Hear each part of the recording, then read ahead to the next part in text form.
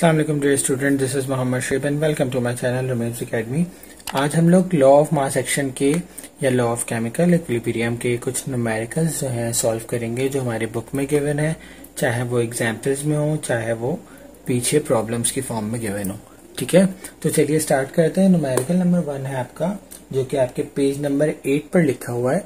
मैं ऐसे पढ़ रहा हूँ, ठीक है, और पढ़ने के साथ साथ हम लोग मिलकर डेटा बनाएंगे। ठीक है, equilibrium occurs when nitrogen monoxide gas react with oxygen gas to form nitrogen dioxide. That is, ये इक्वेशन गिवन है, तो हम पहले इक्वेशन लिख लेते हैं यहाँ पर कि हमें दो नाइट्रोजन मोनोऑक्साइड के मॉलिक्यूल्स मिलके किसके साथ, ऑक्सीजन के साथ क्या कर रहे हैं, नाइट्रोजन डाइऑक्साइड गैस बना रहे हैं। क्या बना रहे हैं? नाइट्रोजन डाइऑक्साइड गैस बना रहे हैं। ठीक है, ये सब के सब गैसियस फॉर्म में। ये इक्वेशन लिखना जरूरी है क्योंकि इसी की मदद से हम केसी लिखेंगे ना, यानी इक्विलिब्रियम कांस्टेंट, इसलिए। ठीक है, at equilibrium at 230 degree Celsius the concentrations are measured to be, NO की इतनी है, ऑक्सीजन की इतनी है और नाइट्रोजन डाइऑक्साइड की इतनी है। अब मैंने आपको बताया था कि जो भी कंसेंट्रेशन या जो भी एक्टिव मासेस हमें दिए जाएंगे वो कब दिए जाएंगे, इक्विलिब्रियम के ऊपर। तो देखिए यहाँ पर गिवन है कि एट इक्विलिब्रियम, और कब इक्विलिब्रियम हासिल हो रहा है, 230 डिग्री सेल्सियस के ऊपर। ठीक है, तो कंसंट्रेशन हम लिख देते हैं, नाइट्रोजन मोनोऑक्साइड की कंसंट्रेशन इन्होंने दी हुई है या एक्टिव मास इन्होंने दिया हुआ है, जो कि है 0.0542 मोल पर डेसीमीटर क्यूब। ठीक है, ऑक्सीजन की जो है इन्होंने एक्टिव मास दिया हुआ है 0.127 मोल पर डेसीमीटर क्यूब, जबकि नाइट्रोजन डाइऑक्साइड जो हमें मिली है उसका इन्होंने कंसंट्रेशन दिया हुआ है 15.5 मोल पर डेसीमीटर क्यूब। ठीक है, इसको इन्वर्स करके लिख सकते हैं। अगर मल्टीप्लाई की फॉर्म में लिखेंगे तो यहाँ पर बुक में मल्टीप्लाई की फॉर्म में लिखा हुआ है। Calculate the equilibrium constant at this temperature. हमें क्या करना है, इक्विलिब्रियम कांस्टेंट निकालना है एट 230 डिग्री सेल्सियस के ऊपर। ठीक है जी, अब हमें क्या, हमें तो डेटा पता है। अब हमें डेटा पता चल गया तो हमें सोल्यूशन भी पता है, क्योंकि हमारे पास फॉर्मूला है, हम जानते हैं according to the law of mass action. ठीक है, according to law of mass action हम यहां लिख सकते हैं, according to law of mass action we know that नजर आ रहा है यहाँ पर सही, कि जो केसी होता है वो बराबर होता है प्रोडक्ट की कंसंट्रेशन, ठीक है, डिवाइडेड बाय रिएक्टेंट की कंसंट्रेशन। ठीक है, तो अब यहां पर हम क्या करेंगे, पहले तो हम इसको लॉ ऑफ मास एक्शन की फॉर्म में लिख लेते हैं, उसके बाद हम वैल्यूज पुट करते हैं। तो जो लॉ ऑफ मास एक्शन की फॉर्म में हमने लिखना सीखा था इससे पहले वाली वीडियो के अंदर, उसमें हमने क्या किया था कि जो प्रोडक्ट होता है वो ऊपर लिखे जाते हैं। अब यहाँ पर एक ही प्रोडक्ट है, यहाँ पर एक ही प्रोडक्ट है। ठीक है, और जो कि है NO2, क्या है, NO2, देख लें। ठीक है, NO2 है, तो हम सिर्फ यहाँ पर क्या लिखेंगे, NO2। ठीक है, यहां तक समझ आ गई? सॉरी, यहाँ पर 2 लगा हुआ है, तो यहाँ पर आ जाएगा ऊपर 2।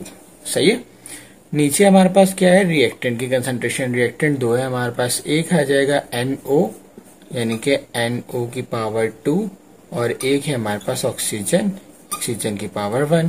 कुछ भी नहीं है इसके साथ, मोल्स कुछ भी नहीं है। ठीक है, अब ये हमने इक्विलिब्रियम कांस्टेंट यानी कि लॉ ऑफ मास एक्शन वाली फॉर्म में इसको लिख लिया। तो चले अब हम वैल्यूज पुट करेंगे। नाइट्रोजन डाइऑक्साइड की कंसंट्रेशन हमारे पास गिवन है, that is 15.5 moles per decimetre cube. ठीक है, नाइट्रोजन मोनोऑक्साइड की वैल्यू हमारे पास गिवन है 0.0542 मोल्स पर डेसीमीटर क्यूब का स्क्वायर, यहाँ पर भी स्क्वायर था, और ये हो जाएगा हमारे पास 0.127 मोल्स पर डेसीमीटर क्यूब। ठीक है, इसकी पावर 1। अब ये जो स्क्वायर है ये पावर के साथ भी है और यूनिट्स के साथ भी है, और इसी तरीके से यहाँ पर पावर के साथ भी यूनिट के साथ है। लेकिन यूनिट से इसको मल्टीप्लाई अगर मैं कर भी दूंगा तो ये mole square divided by decimetre का 6 हो जाएगा। Decimetre 3 into 2 6। लेकिन ये और ये आपस में क्या हो जाएंगे, कैंसिल आउट हो जाएंगे, तो इसलिए हम यहीं पर इसको काट देते हैं, लिखने की जरूरत ही नहीं है। बस सिर्फ हम 15.5 का अगर स्क्वायर लेते हैं तो हमारे पास आंसर आता है 240.25। ठीक है, जबकि 0.0542 का अगर हम स्क्वायर लेंगे, ठीक है, तो हमारे पास आएगा 0.0029। ठीक है, 0.0029, और इसको हम मल्टीप्लाई करा देंगे 0.127 मोल्स पर डेसीमीटर क्यूब से।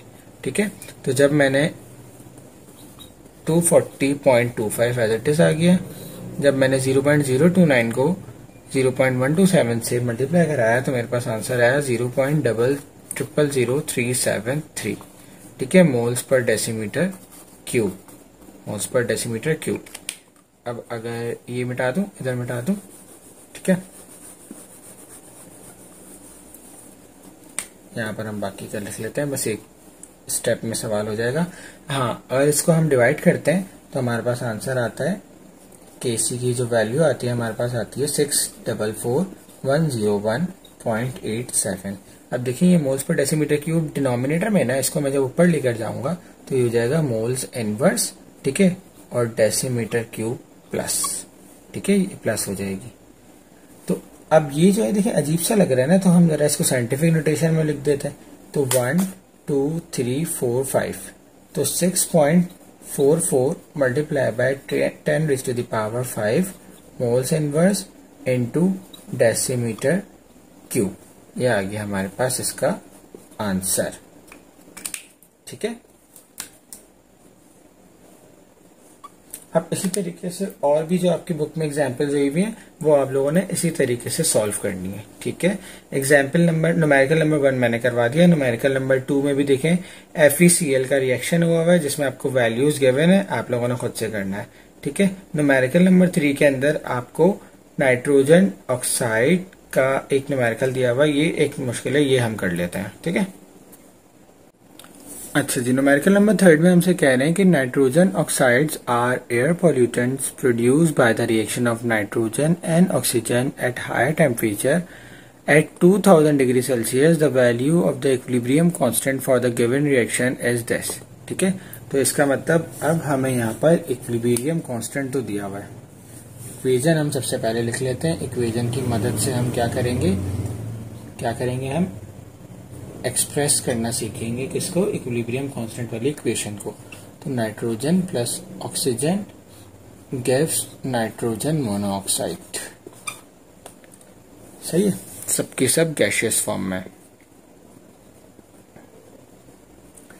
क्या कह रहे हैं कि भाई 2000 डिग्री सेल्सियस के ऊपर, 2000 डिग्री सेल्सियस के ऊपर जो हमें इक्विलिब्रियम कांस्टेंट मिल रहा है, यानी कि केसी जो हमें मिल रहा है वो है 4.1 multiply by 10 raise to the power -4। ठीक है, समझ आ गई। इधर केसी की कोई यूनिट नहीं है।